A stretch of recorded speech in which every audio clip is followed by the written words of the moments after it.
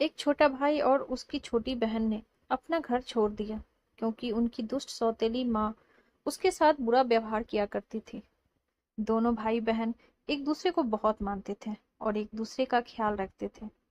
भाई बहन की ब्लू टोपी पसंद करता था, इसीलिए वह हमेशा बहन की ब्लू टोपी को पहने रहता था।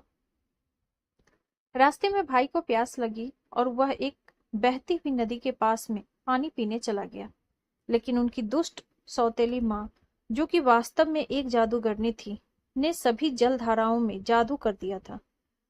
जब लड़के ने पानी पिया तो वह लड़का हिरन में बदल गया। इसी बीच बहन को जंगल में एक छोटा सा घर मिल गया और दोनों वहीं रहने लगे। साल बीत गए। फिर एक दिन हिरन बन चुका भाई जंगल में भोजन की तलाश में भटक रहा था। तभी उस राज्य के राजा और उसके शिकारियों ने हिरन को देखा और वो सभी हिरन का शिकार करने के लिए हिरन का पीछा करने की कोशिश की, लेकिन हिरन ने उन सबको चकमा दे दिया और वह सुरक्षित अपनी बहन के पास लौट आया। राजा हिरन से बहुत प्रभावित हुआ और उसका पीछा करते करते उस झोपड़ी तक आ गया जहां पर हिरन और उसकी बहन रहती थी।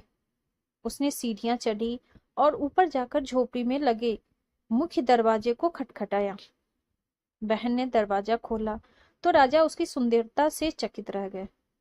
राजा ने तुरंत लड़की से शादी करने के लिए पूछ लिया।